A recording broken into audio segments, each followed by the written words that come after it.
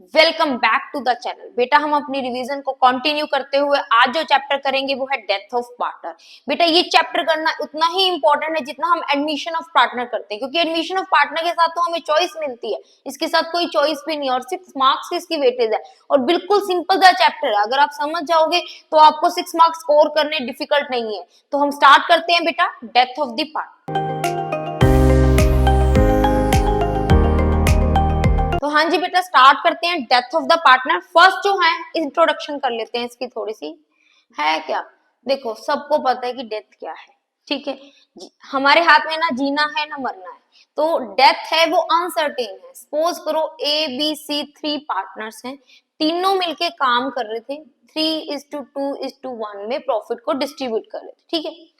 B की death हो गई, ठीक है। अब डेथ अनसर्टेन है, ठीक है, तो कभी भी हो सकती है ड्यूरिंग द ईयर। फॉर्म जब चल रही है, फाइनेंशियल ईयर जो हमारा है वो स्टार्ट हो रहा है 1 अप्रैल 2023 और क्लोज हो रहा है सपोज करो 31 मार्च 2044। तो ड्यूरिंग द ईयर किसी भी पर्सन की कभी भी डेथ हो सकती है। अब बी की डेथ हुई 30 जून 2023, यानी ये साल चला था 1 अप्रैल को। अप्रैल मई जून, सिर्फ इसने इस साल में 3 मंथ वर्क किया और 3 मंथ बाद इसकी क्या हो गई, डेथ हो गई, ठीक है। अब बिजनेस को ए और सी कंटिन्यू कर लेंगे, पर बी का क्या, जिसकी डेथ हो गई। अब यहाँ पे उसको तो चलो कोई मतलब नहीं है, उसकी डेथ ही होगी तो उसको क्या मिलना है, बट जो उसके नॉमिनी है, जिसको भी उसने नॉमिनी किया है, जैसे उसका बेटा है या उसकी वाइफ है या कोई ब्रदर है, अगर उसकी डेथ हो जाती है तो उनको तो बिजनेस से कुछ चाहिए ना, कि भाई मेरे जो बेटा है या मेरा हस्बैंड है या कुछ भी है, उन्होंने बिजनेस में क्या किया है, वर्क किया है, तो 3 मंथ जो इस साल उन्होंने काम किया है उसके बदले हमें कुछ दो। जो भी उन्होंने बिजनेस में लगाया है, जो इन्वेस्टमेंट की है, उसको सब कुछ चाहिए होता है। तो यहाँ पे डेथ ऑफ पार्टनर में हम क्या करेंगे, वो हिसाब किताब करेंगे कि जिस पार्टनर की डेथ होगी उसका बिजनेस में क्या पड़ा है, उसको क्या देना है। ट्रीटमेंट ऑलमोस्ट रिटायरमेंट की तरह होता है, क्योंकि बिजनेस के लिए तो एक बंदा आपका लीव कर रहा है, रिटायरमेंट में भी एक पार्टनर जो है लीव करके जा रहा है, डेथ में भी क्या कर रहा है, एक पार्टनर लीव कर रहा है। तो बिजनेस में इमोशंस नहीं है, उनके लिए ट्रीटमेंट वही सेम ही है कि रिटायर हो गया तब भी उसको कुछ देना है, जो भी उसने इन्वेस्ट किया, डेथ होगी तब भी उसको कुछ देना है। तो ऑलमोस्ट जो रिटायरमेंट वाला चैप्टर है वो सेम है, कि जो पार्टनर जा रहा है उसका क्या हिसाब बनता है, बिजनेस में उसका क्या देना है, वो हम अब करेंगे, ठीक है। तो यहाँ पे जो सिलेबस में है डेथ ऑफ पार्टनर के, एक तो आपका रीवैल्यूएशन अकाउंट है, ठीक है। बाकी सारे चैप्टर में आपका पार्टनर कैपिटल था। पार्टनर कैपिटल मतलब तीनों का अकाउंट बनता था, लेकिन डेथ वाले चैप्टर में कैपिटल काउंट तीनों का मतलब, बट हमारे जो सिलेबस में है वो क्या है, डिसीज पार्टनर कैपिटल अकाउंट। मतलब जिस पार्टनर की बेटा डेथ हुई है, यानी जैसे बी की डेथ हुई है तो सिर्फ बी का अकाउंट बनेगा, ठीक है जी। थर्ड, यहाँ पे आपकी बैलेंस शीट सिलेबस में नहीं है।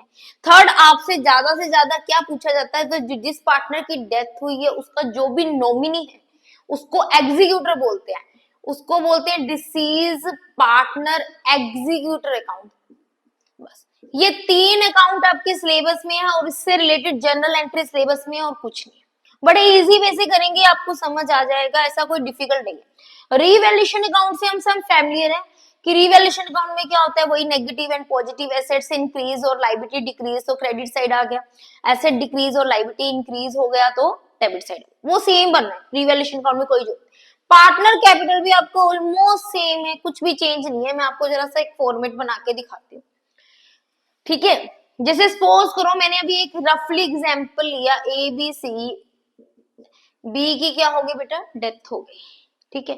तो यहाँ पे अगर आपको रिवैल्यूएशन अकाउंट का फॉर्मेट नहीं बना रही, बी का कैपिटल अकाउंट अगर पूछेंगे तो कैसे बनेगा, कुछ बी का कैपिटल अकाउंट, जिसकी डेथ हुई है उसका कैपिटल अकाउंट बनाना है। फर्स्ट ऑफ ऑल हम जब भी कैपिटल अकाउंट बनाते हैं बेटा क्या लिखते हैं हम, बैलेंस, वैसे ही लिखना है जैसे रिटायरमेंट में लिखते हैं। तो रिटायरमेंट की तरह ही इसमें सारी चीजें आती है। सबसे पहले बैलेंस आ गया, अब यहाँ पे सिर्फ बी का बन रहा है तो बैलेंस भी किसका आएगा, सिर्फ बी का। ABC होता है तो तीनों की आदत है। और यहाँ पे क्या आता है, पार्टनर्स का एक्यूमुलेटेड गेन, जो भी पार्टनर जा रहा है उसके जो भी एक्यूमुलेट गेन है, जो लाइबिलिटी साइड मैंने आपको लिस्ट बताई थी कौन कौन से, जनरल रिजर्व, रिजर्व फंड, जिन्होंने नहीं देखी है वो partner reconstitution of partnership introduction वाला चैप्टर है वो देख लेना बेटा, इंट्रो दिया हुआ है उसमें, contingency, profit and loss, workman compensation reserve, investment fluctuation reserve, जो भी एक्यूमुलेटेड गेन है वो पार्टनर्स को मिलेंगे, क्रेडिट साइड आ जाएगा। और क्या आता है यहाँ पे, कोई रीवैल्यूएशन गेन है, इस साइड क्या आता है पार्टनर्स का एक्यूमुलेटेड लॉस, रीवैल्यूएशन लॉस, और एक अपीयर्ड जो गुडविल होती है, जो हमने पिछले चैप्टर में किया एज इट इज, कोई चेंज नहीं है, क्योंकि मैंने बोला कि इसमें इमोशंस नहीं होते हैं। बिजनेस में जैसे एक पार्टनर जा रहा है तो जिसको जाते हुए को मिलता है वही इसको मिलना है, ठीक है जी। तो यहाँ पे उसको क्या मिलना है, एक तो बैलेंस आ जाएगा, एक्यूमुलेटेड गेन, जैसे जनरल रिजर्व है, सपोज करो 6 लाख का जनरल रिजर्व है तो इसको कितना मिल जाएगा, 6 लाख का 2/6, 2 लाख, ठीक है। तो यहाँ पे इसका फॉर्मूला क्या बन गया, जो भी एक्यूमुलेटेड गेन है multiply by disease partner share, ये मैं यहाँ से क्लियर कर देती हूँ, disease partner share, revaluation gain आएगा सबका, रिवैल्यूएशन अकाउंट पे, but multiply by disease partner share, सिर्फ किसका चाहिए हमें, जिस पार्टनर की डेथ हुई है। एक्यूमुलेटेड लॉस बैलेंस शीट में एसेट साइड होते हैं, कौन कौन से होते हैं बेटा, प्रॉफिट एंड लॉस और एडवर्टीजमेंट सस्पेंस, ये भी तीनों का होगा, मल्टीप्लाई बाय क्या कर दोगे, disease partner share, same revaluation का भी डिसीज पार्टनर शेयर का, अपीयर्ड गुडविल बैलेंस शीट में एसेट साइड भी होती है, सेम डिसीज पार्टनर शेयर, ठीक है, जैसे हमने पिछले रिटायरमेंट चैप्टर में किया, ठीक है। अब कोई एसेट्स अगर कोई पार्टनर लेके जाता है तो टू एसेट्स कब आएगा, assets if taken over by any partner. Format बनाते जाओ बेटा, साथ साथ नोट्स बनाते रहा करो, स्क्रीनशॉट ले लिया करो, ठीक है। अगर कोई लायबिलिटी पार्टनर लेके जा रहा है तो बाय लायबिलिटी, ये चीजें ना भूल जाते हैं बेटा, याद रखना। जैसे बी है, अगर जनवरी मंथ में वो कंप्यूटर ले गया तो 2 कंप्यूटर यहाँ पे आएगा, उसकी कैपिटल से पैसे काट देंगे, ठीक है। तो वही सेम चीजें हैं, हम ये गेन क्रेडिट साइड क्यों लिखते हैं, क्योंकि कैपिटल का रूल क्या है, दोबारा बता रही हूँ, कैपिटल इंक्रीज होती है तो क्रेडिट होती है, डिक्रीज होती है तो क्या होती है, debit. Accumulated gain, revaluation gain partner को मिलेगा तो कैपिटल क्या होगी, क्रेडिट होगी। लॉस है, अपीयर्ड गुडविल है, एक्यूमुलेटेड लॉस है, रिवैल्यूएशन लॉस है, लॉसेस में कैपिटल क्या होगी, डिक्रीज होगी, तो क्या लिखेंगे बेटा, डेबिट। वही सेम ट्रीटमेंट है, कुछ नया नहीं है, जो हमने रिटायरमेंट में किया। अब यहाँ पे जो जैसे पार्टनर रिटायर होता था वैसे ही डेथ हुई है, तो जो बी को गुडविल के पैसे देने हैं तो वो गुडविल के पैसे भी इसको यहाँ पे आ जाएंगे। कौन देंगे गुडविल की अमाउंट, गेनिंग पार्टनर कैपिटल, जैसे हमने रिटायरमेंट में सीखा सेम ट्रीटमेंट है। एग्जाम्पल से कर लेते हैं, जैसे फर्म की गुडविल है 6 लाख, बी की डेथ होगी, ठीक है जी, बी को 6 लाख, अब पूरी फर्म की गुडविल तो देनी नहीं है, उसको कितना देना है, जितना उसने सेक्रीफाइस किया, जितना उसका शेयर बनता है, 6 लाख का 2/6, कितनी आ गई उसकी गुडविल, 2 लाख। तो यहाँ पे गुडविल के बी को कितने मिलेंगे, 2 लाख मिलेंगे। क्वेश्चन में कुछ भी मेंशन नहीं है, तो कौन देगा इसको, A and C, A and सी किस रेशो में देंगे, 3:1, जो हमें रिटायरमेंट में सीखा सेम। तो यहाँ क्या करके आ जाएगा, by A's capital by C's capital, 2 lakh को ए कितना दे देगा, 2 लाख इंटू 3/4, सी कितना दे देगा, 2 लाख इंटू 1/4, ठीक है। तो यहाँ पे कितना आ जाएगा, इसका 1,50,000, इधर आ जाएगा 50,000, ठीक है। समझ आ गया, जो हमने रिटायरमेंट की में किया सेम, रिटायर पार्टनर और डेथ, जो डेथ वाला चैप्टर है उसमें सेम ट्रीटमेंट है कि जो पार्टनर जा रहा है उसकी गुडविल कैलकुलेट करो, उसको कौन पार्टनर देगा, कुछ मेंशन नहीं है, तो जो पार्टनर रह गए किस रेशो में देंगे, जो उनका रेशो रह गया, मतलब ए और सी किस रेशो में, 3:1। और सेम हम रिटायरमेंट में ये टॉपिक कर चुके हैं, फिर भी रिवाइज करा देती हूँ। अगर न्यू रेशो दे रखा होता, सपोज करो ए सी जो पार्टनर रह गए उसका न्यू रेशो दे रखा होता 1:1 या 2:1 या कोई भी रेशो दे रखा होता, तो ओल्ड माइनस न्यू करके तुमने क्या करना है, गेन एंड सैक्रिफाइस। मैंने लास्ट चैप्टर में भी बताया था, मैं नए नए रेशोज नहीं करवाती, मैं एक ही रेशो कराती हूँ, ओल्ड माइनस न्यू। प्लस में आए तो सैक्रिफाइस, माइनस में आए तो गेन।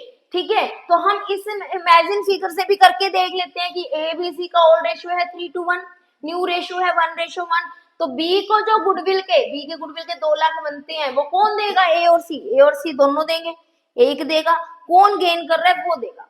तो ए का और सी का, ए का ओल्ड रेशियो क्या है बेटा 3/6, न्यू रेशियो क्या हो गया 1/2, बी का ओल्ड रेशियो कितना है 1/6, न्यू रेशियो कितना हो गया 1/2, ये आ गया 0/6,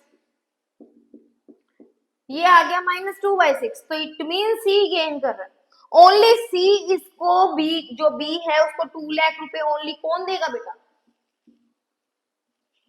बाय करके आ जाएगा, सी इज कैपिटल। पॉइंट क्लियर है, गुडविल के पैसे आपने किसको देने हैं, जो पार्टनर जा रहा है, रिटायरमेंट में रिटायर्ड वाले को, डेथ वाले में डेथ वाले को, कौन देगा, जो पार्टनर रहेंगे। कुछ मेंशन नहीं है तो दोनों पार्टनर गेन कर रहे हैं, कौन से, ए और सी। किस रेशो में गेन कर रहे हैं बेटा 3:1। अगर न्यू रेशो दिया हुआ है तो ओल्ड माइनस न्यू करके तुम गेन रेशो कैलकुलेट करोगे, उसमें आएगा। तो यहां तक सारा बिल्कुल किसके जैसा था, रिटायरमेंट तक, ठीक है।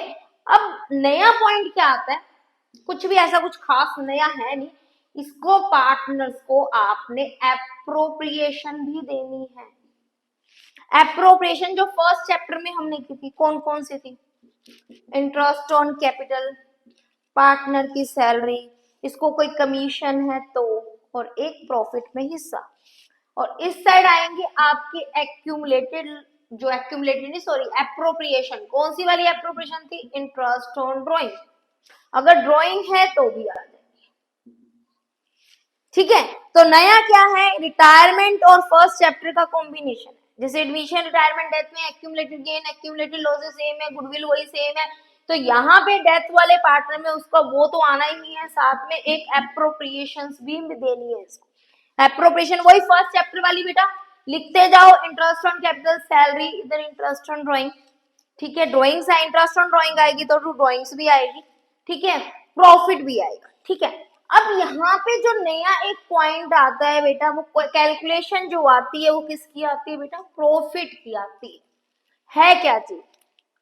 अब इसने इस साल, मैंने तुम्हें बताया था 30 जून को डेथ हुई, इसने 3 मंथ इस साल में काम किया, अब उसको 3 मंथ का बेटा क्या देना है, हमने प्रॉफिट देना है। अब जो ये साल चल रहा है, मैंने कौन सा फाइनेंशियल ईयर बोला था, 23-24 के बीच में इसकी डेथ हुई। अब इसकी डेथ होगी 30 जून 2023। अब इसकी डेथ के भी 9 मंथ बाद आप क्या करोगे, and of the year profit calculate करते हैं ना, तो and of the year profit calculate करोगे। तो अब इसको तो हमने 30 जून को हिसाब किताब करना, भाई घर के नॉमिनी तो टिकते नहीं है, अभी मैं 9 महीने थोड़ी ना टिकेंगे, उनको तो अभी चाहिए। तो अब इसको क्या करेंगे, प्रॉफिट जो देना है 3 मंथ का वो जम्पशन बेसिस पे देंगे। तो यहाँ पे रूल है कि प्रॉफिट आप दे दो, प्रॉफिट का 2 बेसिस पे दे सकते हैं बेटा, एक तो टाइम बेसिस पे देते हैं और एक सेल बेसिस पे दे दो। टाइम बेसिस के आगे 2 रूल आते हैं, भी इसको लास्ट ईयर प्रॉफिट के बेसिस पे दे दो या लास्ट एवरेज प्रॉफिट बेसिस पे दे दो। एग्जाम्पल से करेंगे बेटा, ठीक है। अगर लास्ट ईयर के प्रॉफिट पे देना है, मतलब इस साल तो प्रॉफिट अभी 9 महीने बाद आएगा, पिछले साल के प्रॉफिट के बेसिस पे दे दो। तो लास्ट ईयर के प्रॉफिट के बेसिस पे देना है तो फॉर्मूला क्या बनेगा, जो लास्ट ईयर का प्रॉफिट है मल्टीप्लाई बाय मंथ बाय 12, क्योंकि लास्ट ईयर का प्रॉफिट पूरे ईयर का है, जितने मंथ काम किया उतने मंथ का, multiply by disease partner share, ये वाला फॉर्मूला बनेगा। अगर लास्ट ईयर प्रॉफिट के बेसिस पे बोला है कि इसको प्रॉफिट दो, अगर क्वेश्चन में बोले एवरेज प्रॉफिट के बेसिस पे दो, तो फॉर्मूला क्या लगेगा, average profit, AP stand for average profit, multiply by month by 12 multiply by disease partner share, ठीक है। तो ये 2 फॉर्मूले हो गए टाइम बेसिस के, ठीक है। टाइम बेसिस में अगर लास्ट ईयर प्रॉफिट के बेसिस पे बोला है तो एवरेज प्रॉफिट के बेसिस पे बोला है, तो इसका एग्जांपल ले लेते हैं कि 21, 22, 22, 23, 23, 24, 20, 21, ठीक है, ठीक है। इस साल तो इसकी डेथ ही होगी। पिछले 3 इयर्स के जो प्रॉफिट है ये ले लेते हैं 1,50,000 और इसका ले लेते हैं 2 लाख, ठीक है। 1,50,000 और 2 लाख, ठीक है जी। अगर बोल दे जो इस पार्टनर की बी की डेथ हुई है भाई, इसको लास्ट ईयर प्रॉफिट के बेसिस पे दे दो, तो लास्ट ईयर का प्रॉफिट कितना है बेटा 2 लाख, तो इसका प्रॉफिट कितना बनेगा 2 लाख इंटू 3 मंथ काम किया तो 3 मंथ, 31 जुलाई को होती तो 4 मंथ हो जाता, तो जितने मंथ काम किया, यहाँ पे बेटा डेज का भी ध्यान रखना। सपोज करो अगर उसकी डेथ हो गई आपकी 12 जून को, कब हो गई 12 जून को, तो यहाँ पे डेज बाय 365 लिखना है। कितने मंथ काम किया उसने, अप्रैल पूरा मंथ काम किया, अप्रैल के कितने डेज हो गए बेटा 30, मई के कितने हो गए 31, तो जून के कितने हो गए 12, कितने हो गए 73 डेज, फिर यहाँ आ जाएगा 73 ओवर 365, ठीक है। थोड़ा ये चीज याद रखना, एक बार आया था सीबीएसई के सैंपल पेपर में। और एक चीज और याद रखना, 15 अगर आती है तो 2.5 हो जाएगा, ठीक है ना। अगर 15 जून को डेथ होती है 2.5 हो गया, 2.5 भी ले सकते हो, लेकिन 14 जून को होती है तो आपने डेज में करना है, 16 को होती है तब भी डेज में करना है। सीबीएसई में एक बार पेपर आया था और बच्चों ने एक दिन पीछे 14 जून पता नहीं 16 आया था, एक दिन पीछे बच्चों ने 2.5 कर दिया था, तो गलत हो गया था, ठीक है। तो चलो हम पॉइंट पे आते हैं। लास्ट ईयर का profit into 3/12 into disease partner share, उसका शेयर कितना है 2/6, तो जो ये वैल्यू आएगी वट एवर जो भी अमाउंट आएगी, ठीक है, तो ये जो अमाउंट आएगी उसको कैसे करके लिख देंगे यहाँ पे by profit and loss suspense करके, ये अमाउंट यहाँ पे लिख देंगे, ठीक है। इसकी जनरल एंट्री भी लिख देती हूँ मैं यहाँ पे, profit and loss suspense account debit to B's capital account, जितनी भी अमाउंट आएगी, ठीक है।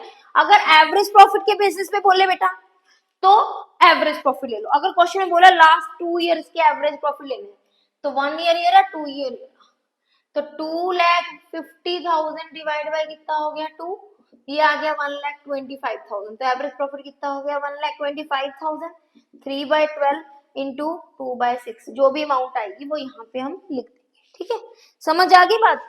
अगर क्वेश्चन में बोल दे सेल बेसिस पे भाई प्रॉफिट देना है, तो तुम्हारा फॉर्मूला क्या लगेगा, 3 महीने की सेल तो दे ही रखी होगी, तो sale up to the date of death, 3 month की सेल होगी, मल्टीप्लाई बाय रेट ओवर 100, जैसे 10% ऑफ प्रॉफिट होता है, 20% ऑफ सेल होता है, 10% ऑफ सेल है, 1 लाख सेल है 10% प्रॉफिट है, तो 1 लाख का 10% कितना हो गया 10,000, ऐसे।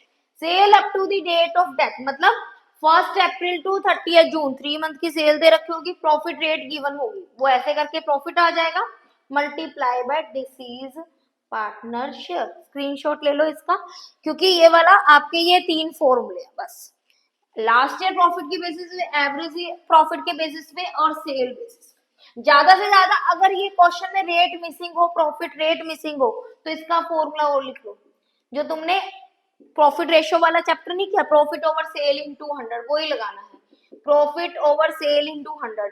पर जो प्रॉफिट लेना है ना बेटा, वो लेना है लास्ट ईयर का, सेल भी कब लेनी है, sale of last year into 100, तो ये वाला आ गया सेल बेसिस का, ठीक है बेटा।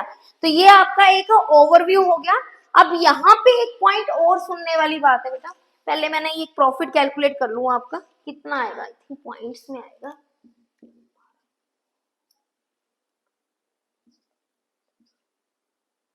One six six seven something कुछ आएगा बेटा।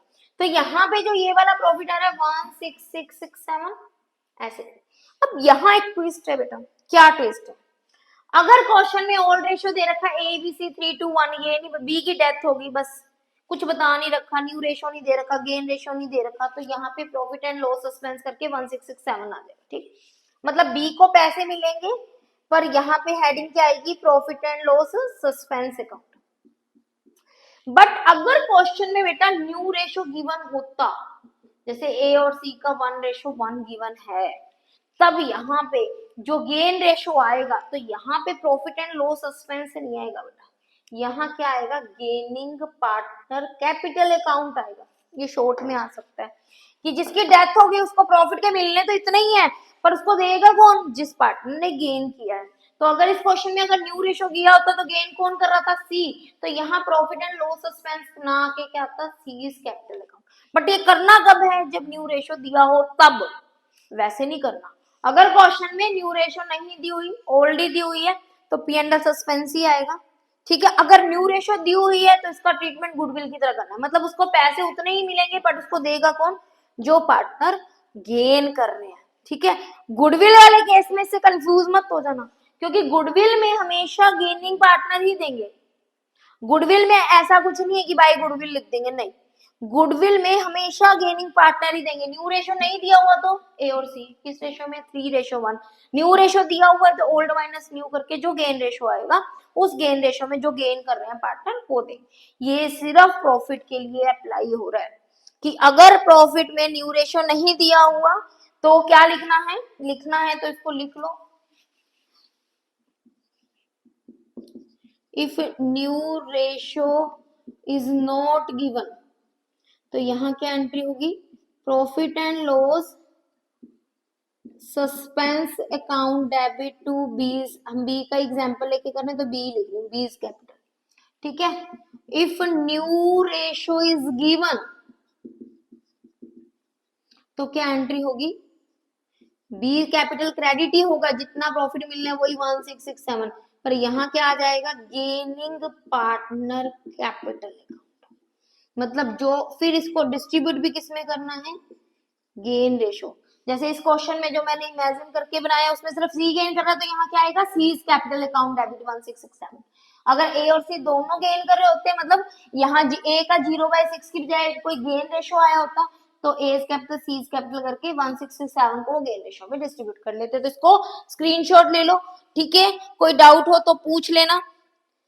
ठीक है, अब हम ना डेथ ऑफ पार्टनर का एक सम कर लेते हैं तो हमारे कॉन्सेप्ट थोड़े से और क्लियर हो जाएंगे। ठीक है बेटा, हाँ जी, ये तुम्हारी स्क्रीन पे एक सम आ रहा है, यहाँ पे आपके पार्टनर्स है Ram, Mohan and Sohan. 3 partners are there, Ram, Mohan and Sohan. उसका रेशियो दे रखा है 2:2:1। ठीक है, अब यहाँ पे हम डेथ देखते हैं किसकी होगी। 31 मार्च 2019 को यहाँ बैलेंस शीट दे रखी है और सोहन डाइड ऑन 30 जून 2019। ये 18-19 की बैलेंस शीट है और सोहन की डेथ होगी 1920 फाइनेंशियल ईयर में, मतलब 1 अप्रैल 2019 को स्टार्ट हुआ था, 31 मार्च 20 को क्लोज हुआ था। इस बीच 30 जून 2019 को डेथ होगी, मतलब उसने अप्रैल मई जून 3 मंथ उसने क्या किया, काम किया। ओनली कितने मंथ किया, 3 मंथ। ठीक है, यहाँ तक क्लियर हो गया। अब यहाँ पे पूछा क्या है लास्ट में, prepare Sohan capital and Sohan executor. तो सोहन का कैपिटल अकाउंट पूछा है और सोहन के एग्जीक्यूटर का अकाउंट पूछा है। ठीक है, रीवैल्यूएशन अकाउंट हम चेक कर लेंगे, अगर कोई एसेट्स रीवैल्यूड है तो हम रीवैल्यूएशन अकाउंट बना लेंगे, अगर नहीं है तो बनाने की जरूरत नहीं है। तो पूरे क्वेश्चन को मैंने देखा है यहाँ पे कोई भी रीवैल्यूएशन से रिलेटेड आइटम नहीं है तो हम रीवैल्यूएशन अकाउंट नहीं बनाएंगे, डायरेक्ट सोहन का कैपिटल अकाउंट। साथ साथ जनरल एंट्री भी बेटा कर लेंगे हम। सोहन्स कैपिटल अकाउंट, कोई पर्टिकुलर रुपीज आता है बेटा। ठीक है, सबसे पहले हम क्या लिखते हैं कैपिटल अकाउंट में बेटा, balance by balance brought down. ठीक है, सोहन का बैलेंस लिखेंगे। ठीक है, तीनों का कैपिटल अकाउंट बनता है तो तीनों का बैलेंस लिखते हैं, तो हमने सोहन का बैलेंस लिख दिया। ठीक है, उसके बाद हमने क्या चेक करना है, यहाँ पे एक्यूमुलेटेड गेन। तो एक्यूमुलेटेड गेन यहाँ पे कौन सा है बेटा, वर्कमैन कंपनसेशन रिजर्व, एक ही एक्यूमुलेटेड गेन है। ठीक है, वर्कमैन कंपनसेशन रिजर्व को क्या देखना होता है, उसके अगेंस्ट कोई क्लेम हो तो कवर होने के बाद यहाँ डिस्ट्रीब्यूट होते हैं। यहाँ क्वेश्चन में इससे रिलेटेड कोई क्लेम नहीं है तो वर्कमैन कंपनसेशन रिजर्व डिस्ट्रीब्यूट हो जाएगा। वर्कमैन कंपनसेशन रिजर्व है 75,000, अब पूरा थोड़ी ना देना है इसको, इसको कितना देना है, जितना इसका शेयर बनता है। डेथ हुई है सोहन की, सोहन का शेयर कितना है, 1/5। ठीक है, तो इसको दे देंगे 1/5, कितना आ जाएगा, 15,000। ठीक है जी बेटा, उसके बाद एक्यूमुलेटेड गेन कोई और नहीं बचा। इस साइड हमारे देखने एक्यूमुलेटेड लॉस, देखो कोई भी एक्यूमुलेटेड लॉस नहीं है। कौन कौन से होते हैं, profit and loss, advertisement, suspense, कोई भी नहीं है। वो भी होता तो इस साइड आ जाता, कैपिटल डिक्रीज हो जाती और उसका शेयर से मल्टीप्लाई कर देते। और इधर क्या देखते हैं, अपीयर्ड गुडविल, वो भी नहीं है, नहीं तो वो भी किस साइड आ जाती, डेबिट साइड आ जाती। ठीक है बेटा, कुछ भी नहीं है। उसके बाद मेरे को फॉर्मेट में एक चीज बतानी रहेगी, सुन लो, कि अगर सोहन का कोई लोन अकाउंट होता इस साइड या इस साइड तो वो कैपिटल अकाउंट में ट्रांसफर हो जाता। अगर इस साइड होता तो कैपिटल अकाउंट में क्रेडिट साइड आ जाता, इस साइड होता तो डेबिट साइड आ जाता। रीजन, इस साइड है तो फर्म की लायबिलिटी है, मतलब फर्म ने सोहन को पे करने हैं, तो सोहन की कैपिटल क्या हो जाती, इंक्रीज हो जाती, तो किस साइड आ जाता बेटा, क्रेडिट साइड आ जाता। पर सिर्फ किसका आता, सोहन का। अगर राम का होता, मोहन का होता, वो कैपिटल अकाउंट में कभी ट्रांसफर नहीं होता। किसी भी चैप्टर में कभी भी लोन कैपिटल में ट्रांसफर नहीं होता, सिर्फ डेथ वाले चैप्टर में जिस पार्टनर की डेथ हुई है अगर उसका लोन है तो कैपिटल अकाउंट में ट्रांसफर करना है। ठीक है, एक चीज और सुन लो, सोहन का लोन अगर लायबिलिटी साइड होता तो क्रेडिट साइड आता, साथ में उसका इंटरेस्ट भी आता, और वो अगर इंटरेस्ट रेट दी हुई है तो ठीक है, नहीं तो 6% पर एनम से आता। बट अगर एसेट साइड वाला लोन होता तो डेबिट साइड लोन की अमाउंट आती, लेकिन इंटरेस्ट की अमाउंट बिना कहे नहीं आती। ठीक है, क्वेश्चन में ये चीज नोट कर लेना, दोबारा सुन लेना रिवर्स में करके, हम रिवीजन कर रहे हैं इसलिए इसको फटाफट खत्म करते हैं। तो एक्यूमुलेटेड गेन, एक्यूमुलेटेड लॉसेस हो गए। उसके बाद हमने यहाँ पे क्या लिखनी है बेटा, गुडविल का पॉइंट लिखना है। ठीक है, हाँ जी, गुडविल का पॉइंट यहाँ पे हम देख लेते हैं, शेयर ऑफ गुडविल ₹50,000। अब यहाँ पे फर्म की गुडविल नहीं दे रखी, क्लियरली लिखा है शेयर ऑफ गुडविल, उसी की गुडविल दे रखी है, मतलब सोहन को 50,000 देगा। क्वेश्चन में कुछ मेंशन नहीं है तो कौन देंगे, राम और मोहन। न्यू रेशो क्वेश्चन में गिवन नहीं है, तो राम और मोहन, राम और मोहन उनका रेशो क्या है, 2:2, इसको काट देते हैं 1:1, तो दोनों ही गेन कर रहे हैं। अगर कुछ मेंशन नहीं है, राम और मोहन, 50,000 कौन देगा, राम भी देगा, राम कैपिटल, और यहाँ क्या लिखेंगे, मोहन कैपिटल। 50,000 राम और मोहन किस रेशो में देंगे, इक्वल। बाई चांस इक्वल बन गया, ये मत सोच लेना हर बार इक्वल देंगे, जैसे मैंने वहां 3:1 था तो 3:1 बना था। ठीक है ना बेटा, थोड़ा ध्यान रखना ये बात। गुडविल का हो गया पॉइंट।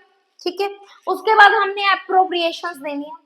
एप्रोप्रिएशन, अब यहाँ देखो फर्स्ट पॉइंट देखो, वो amount standing to the credit of his capital. बच्चे इससे कंफ्यूज हो जाते हैं, ये दे ना दे हमने करना ही नहीं है, ये बोल रहे हैं कि कैपिटल का क्रेडिट बैलेंस, ये बैलेंस है ना ये वाला देना है, ये देना ही देना है उसको, बात ही खत्म। इंटरेस्ट ऑन कैपिटल 1500 किस साइड आ जाएगा बेटा, क्रेडिट साइड। ठीक है जी, his share of profit, profit भी किस साइड आएगा, इस साइड।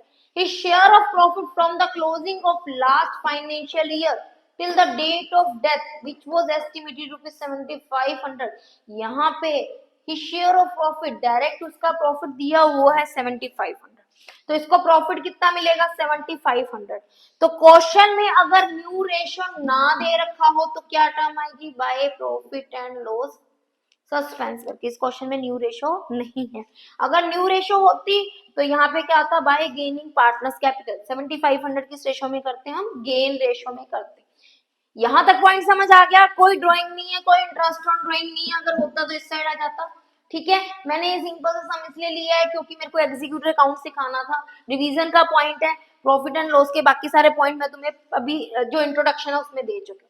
अब यहाँ पे पॉइंट देखो बेटा कि करना क्या है, कि जो इस साइड पे टोटल है ये टोटल करेंगे, टोटल बेटा ये आ जाएगा आपका 1,74,000, 1,74,000। ठीक है, अब तुम कहोगे यहाँ प्लस माइनस करके बैलेंस लिख दो, नहीं, अब मैंने तुम्हें बताया था ना इसकी तो डेथ हो गई, बट इसके एग्जीक्यूटिव ना वो पैसे नहीं छोड़ने वाले, तो ये 1,74,000 सारा का सारा उसके एग्जीक्यूटिव अकाउंट में हो जाएगा। तो यहाँ पे अमाउंट, यहाँ जो लिखेंगे ना टर्म बेटा ये याद रखना, टू सोहन्स एग्जीक्यूटिव अकाउंट 1,74,000। इधर कोई ड्राइंग नहीं है, कोई इंटरेस्ट ऑन ड्राइंग नहीं है, कुछ लेस करने के लिए नहीं है। ठीक है जी, समझ आ गया। इसकी जनरल एंट्री भी समझ लो बेटा, बैलेंस की कोई जनरल एंट्री नहीं होती है।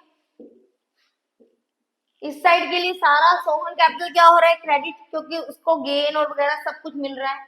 तो वर्कमैन कंपनसेशन रिजर्व की क्या जनरल एंट्री होगी, workman compensation reserve to Sohan capital account 15,000।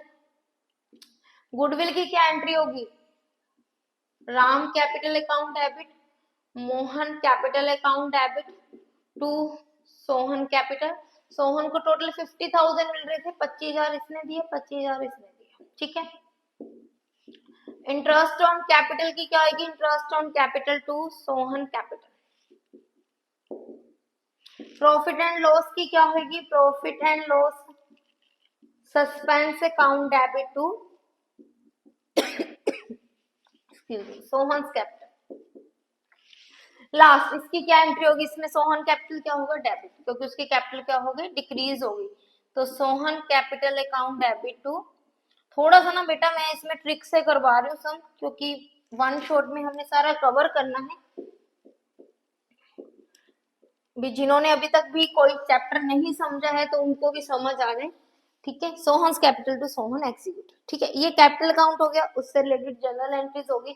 अब यहाँ पे सोहन एग्जीक्यूटिव अकाउंट पूछा है, ये किसी किसी क्वेश्चन में पूछे तब बनाना है, नहीं तो नहीं बनाना। तो यहाँ पे देखो सोहन एग्जीक्यूटिव अकाउंट, इस बार के सैंपल पेपर में भी एग्जीक्यूटिव अकाउंट आया हुआ, इसके हमने सेटलमेंट करना है तो इसमें डेट का कॉलम बनाना है हमने, ठीक है, ये थोड़ा ध्यान से कर लेना। इस बार सैंपल पेपर में भी आया है, चांसेस होते हैं कि आ जाए। तो फर्स्ट ऑफ ऑल हमने क्या करना है, जो एग्जीक्यूटर है ये सोहन कैपिटल का 174 यहाँ ट्रांसफर करना है। तो यहाँ पे जो टर्म लिखोगे ना बेटा, ये वाले कौन से अकाउंट से लेके आ रहे हो, एग्जीक्यूटर अकाउंट से लेके आ रहे हो, तो बाय सोहन कैपिटल 1,74,000 कैपिटल से एग्जीक्यूटर में ट्रांसफर हुआ है। कौन सी डेट को ट्रांसफर हुआ बेटा, डेथ कौन सी डेट को हुई है, 30 जून 2019।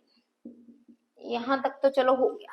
अब यहाँ क्या लिखा है, that Sohan executive was paid rupees 14,000 on 15th July 2019। 15th जुलाई 2019 को, जुलाई 1 सॉरी मैंने गलत लिख दिया यहाँ पे, 15 जुलाई नहीं 1 जुलाई। Sohan executive was paid 14,000 on 1 जुलाई 2019, मतलब जिस 30 जून को डेथ हुई 1 जुलाई को इमीडिएट हमने क्या कर दिया, आपने 14,000 की तो पेमेंट कर दी, ठीक है। तो पेमेंट करोगे ऑब्वियसली लाइबिलिटी इंक्रीज होगी तो क्रेडिट साइड डिक्रीज होगी तो डेबिट साइड, ठीक है। इसको पेमेंट कर, तो मतलब बोझ बढ़ेगा तो क्रेडिट साइड, बोझ घटेगा तो डेबिट साइड पेमेंट कर दी, बोझ खत्म, डेबिट साइड। यहाँ क्या लिख दोगे, टू बैंक अकाउंट करके 14,000 लिख दोगे, 2019 जुलाई 1। हाँ जी, 174 देने थे उसके नॉमिनी को, एग्जीक्यूटर को, उसको 14,000 तो दे दिए, ठीक है। अब मैं ये क्लीन कर लूं यहाँ पे, अब हमारा इसका कोई रोल नहीं। हाँ जी, 170, अगर बेटा किसी का रहेगा स्क्रीनशॉट लेना तो बैक में जाके ले लेना। 174 में से 14,000 तो हमने पे कर दिए, कितने रह गए, 1,60,000 उसके पेंडिंग रह गए। अब क्वेश्चन में क्या बोला है, the balance in 2 equal yearly instalment, मतलब दो एक एक साल के 2 इंस्टॉलमेंट। भाई फर्म के पास पैसे नहीं थे, उन्होंने 2 इंस्टॉलमेंट बना ली, डिवाइड बाय 2, मतलब 80-80 हजार करके हम 2 इंस्टॉलमेंट में पेमेंट कर देंगे, ठीक है। और वो स्टार्ट कब हो रही है बेटा, फ्रॉम 30 जून 2020, एक साल के बाद, with interest eight 6% per annum, साथ में 6% क्या करें इंटरेस्ट। भाई जो जिंदा है ना वो कुछ नहीं छोड़ता, वो कह रहा है भी मैं 80,000, तुम मेरे को 80,000 2 EMI में दोगे तो मैं 6% उस पर क्या लूंगा, इंटरेस्ट भी लूंगा, ठीक है। पेमेंट लेट होगी ना तो इंटरेस्ट भी लेगा, ठीक है। तो 2 इंस्टॉलमेंट है, जो फर्स्ट इंस्टॉलमेंट है बेटा वो कब होगी, 80,000 की। अब डेथ हुई है 30 जून 2019, तो कब देंगे, 30 जून 2020। सेकेंड जो इंस्टॉलमेंट है अगेन 80,000 की, कब पे करेंगे, 30 जून 2021, ठीक है। अब यहाँ पे इंटरेस्ट बनता है, इंटरेस्ट कैलकुलेट करना है।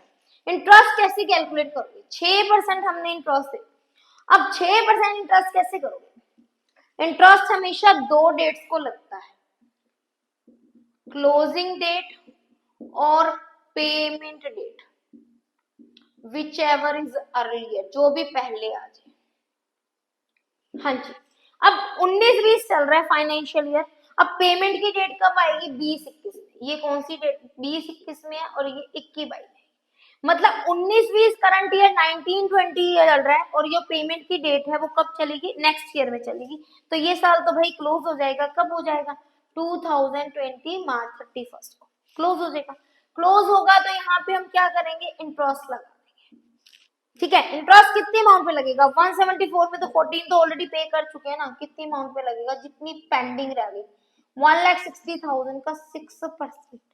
कितने मंथ का पे करेगा बेटा? देखो पेमेंट कब की है इसने, जुलाई में, जुलाई अगस्त सितंबर अक्टूबर नवंबर दिसंबर जनवरी फरवरी मार्च, 9 मंथ्स का इंटरेस्ट लग जाएगा यहाँ पे, क्योंकि इस साल उसने 1,74 में से 14,000 की पेमेंट कर दी, 1,60,000 पेंडिंग पड़े थे, तो इस साल उस पे जो इंटरेस्ट बनता है 1,60,000 पे 6% लग जाएगा, 9 मंथ्स का इंटरेस्ट आपका लगेगा, दैट इज ₹7200।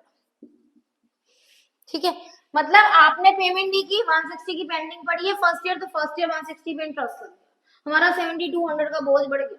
अब बुक्स क्लोज करेंगे हम, तो यहाँ आ जाएगा टू बैलेंस कैरिड डाउन, इसका टोटल कितना आ गया 1,81,200, उसमें से 14,000 हम लेस करेंगे 1,67,200। अब ये बैलेंस क्या हो जाएगा बेटा, फॉरवर्ड। फॉरवर्ड कब होता है तुम्हें पता ही है, अप्रैल 1, यहाँ आ जाएगा बाय बैलेंस ब्रोट डाउन 1,67,200। ठीक है जी। अब 30 जून को हम एक इंस्टॉलमेंट पे कर रहे हैं, तो 30 जून को भाई, अब 30 जून को इंटरेस्ट लग जाएगा बाय इंटरेस्ट, क्योंकि 30 जून के तो बाद बेटा हमारी जो ईएमआई कम होने वाली है ना, 80,000 रह जाएगी, तो 1,60,000 पे इंटरेस्ट कितने साल का लगना था, पूरे 1 साल का, तो उसमें 9 महीने पहले साल में चला गया, 3 महीने दूसरे साल में चला गया, 1,60,000 पे 6%, 3 मंथ का इंटरेस्ट। 3 मंथ का बेटा ये इंटरेस्ट की जो वैल्यू आएगी, ये आएगी 2,400। ठीक है, अब हमने सेम डेट को पे कर दिया 2020, 30 जून को हमने पे कर दी टू बैंक, हमारा बोझ खत्म हो गया। एक तो ईएमआई पे कर दी और पूरे साल का जितना इंटरेस्ट बनता था वो पे कर दिया। पूरे साल का इंटरेस्ट कितना बनता था, बना तो हमारा बेटा 160 पे 6%, पूरे साल का कितना बना है 9,800। ठीक है, बट वो 7,200 वहां चला गया, 2,400 उधर चला गया, 7,200 एंड 2,400, टोटल हमने कितना पे कर दिया 89,600। ठीक है जी, एक ईएमआई खत्म होगी। अब हमारे पास कितनी पेमेंट पेंडिंग आएगी 80,000 की, तो जो नेक्स्ट इंटरेस्ट हमारा अब किस पे लगेगा 80,000 पे लगेगा, बुक्स क्लोज होगी बाय इंटरेस्ट 80,000 पे लग गया, 6% कितने मंथ का 9 मंथ का लग जाएगा। I don't know it's visible और नॉट विजिबल, 3,600 इंटरेस्ट आ गया। ठीक है, ये वाला यहाँ पे हम क्लोज कर देंगे 2021 मार्च 31 टू बैलेंस, ये बैलेंस कितना आ जाएगा, इसके टोटल हमारा आ गया 1,73,200, इसमें से 89,600 हम माइनस कर देंगे, ये आ जाएगा बेटा 83,600। मैंने तुम्हें बताया इंटरेस्ट 2 डेट्स को लगना है, एंड ऑफ द ईयर और payment date, whichever is earlier.